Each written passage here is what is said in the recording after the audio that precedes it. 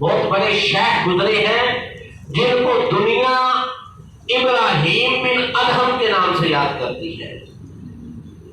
آپ کی بارگاہ میں آپ سے محبت کرنے والا آپ کا مرید حاضر ہوتا ہے، عرض کرتا ہے کہ حضور مجھے کوئی ایک نصیحت فرمائے کہ میں گناہ چھوڑ دوں،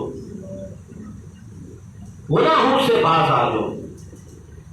تو آپ اللہ کے ولی تھے، درجہ کمال پر تھے، آپ نے ارشاد فرمایا بیٹا جس دن تیرا نفس تجھے گناہوں پہ ابھارے تو آپ نے ایسا کرنا ہے کہ اللہ کا رزق کھانا چھوڑ دینا ہے۔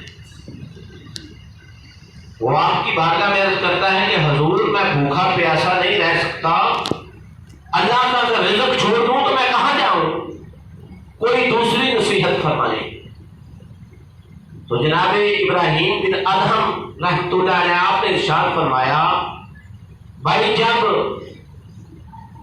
تیرا نفس جو ہے تجھے گناہوں پہ ابھارے، تیرے قابو میں نہ رہے، تو پھر ایسے کیا کر کہ اللہ کا ملک جو ہے نا وہ چھوڑ دے۔ وہ آپ کی بارگاہ میں عرض کرتا ہے کہ حضور وہ مالک الملک ہے، مشرق سے لے کے مغرب تک، شمال سے لے کے جنوب تک اسی کی بادشاہی ہے، میں اس کا ملک کیسے چھوڑ دوں؟ کوئی اور نصیحت فرمائیں۔ تو جناب ابراہیم بن ادہم رحمۃ اللہ علیہ آپ نے تیسری دفعہ ارشاد فرمایا کہ بیٹا جب تیرا نفس تیرے قابو میں نہ رہے، تجھے گناہ پر آمادہ کر لے، تو تم ایسے کیا کر اس جگہ پہ جا کے گناہ کر لیا کر جہاں وہ تجھے دیکھ نہ سکے۔ وہ آپ کی بارگاہ میں عرض کرنے لگا کہ حضور یہ آپ تیسری نصیحت کیا فرما رہے ہیں مجھے؟ وہ تو سمیع بھی ہے، وہ بصیر بھی ہے، وہ دیکھنے والا ہے، وہ سننے والا ہے اور جاننے والا ہے۔ تو گرامی قدر آپ نے ارشاد فرمایا پھر بیٹا میں تمہیں چوتھی نصیحت کرتا ہوں۔ عرض کرنے لگا حضور نے ارشاد فرمائے۔ آپ نے ارشاد فرمایا کہ بیٹا جب ملک الموت تیری روح قبض کرنے کے لیے تیرے پاس آئے تو اس کو کہنا کہ ملک الموت ٹھہر جا، مجھے توبہ کر لینے دے۔ وہ نوجوان آپ کی بارگاہ میں عرض کرنے لگا کہ حضور میری کیا مجال کہ میں کہوں کہ ملک الموت ٹھہر جا، مجھے توبہ کر لینے دے۔ تو آپ نے ارشاد فرمایا کہ اس نصیحت کو بھی پورا نہیں کر سکتا۔ وہ کرنے لگا حضور نہیں، آپ مجھے کوئی پانچویں نصیحت فرمائیں۔ آپ نے ارشاد فرمایا بیٹا جب تو قبر میں چلا جائے، منکر نکیر تیرے سے سوال جواب شروع کرے تو تم منکر نکیر کو کہنا کہ پیچھے ہٹ جاؤ، میں تمہارے سوالوں کے جواب نہیں دوں گا۔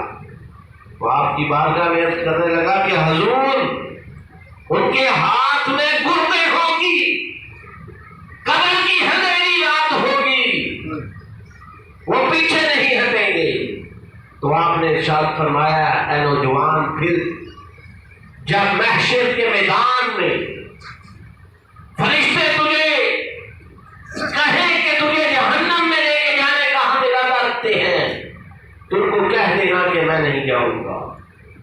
وہ عرض کرنے لگا کہ حضور میری کیا مجال کہ مجھے فرشتے کہیں کہ ہم نے لے کے جانا ہے اور میں کہوں کہ میں جانے کا ارادہ نہیں رکھتا، وہ تو مجھے گھسیٹ کے لے جائیں گے۔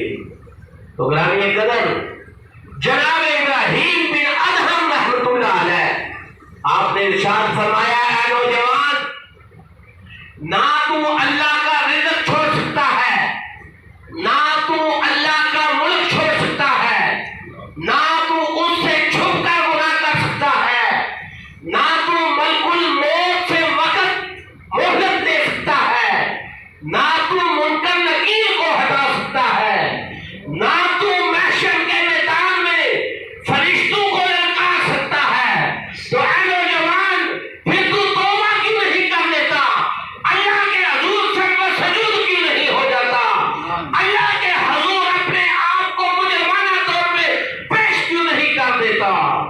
جنگامی قدر جناب ابراہیم بن ادہم رحمت اللہ علیہ، آپ کی ان 6 نصیحتوں نے اس نوجوان پہ ایسا اثر کیا کہ اس کی آنکھوں سے زاروں قطار آنسو جاری ہو جاتے ہیں۔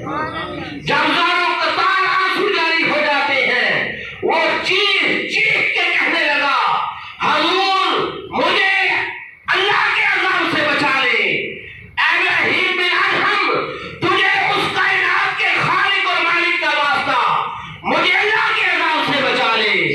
گرامی قدر، ان 6 نصیحتوں کو وہ نوجوان اس طرح یاد رکھتا ہے اور اللہ کے حضور گر گڑا کے روتا ہے اور ساری زندگی ان پہ قائم رہتا ہے، اور میرا کریم رب اس پہ اتنا کرم فرماتا ہے کہ ان نصیحتوں کی برکت سے اللہ رب العزت اسے توبہ میں مہر عطا فرماتا ہے۔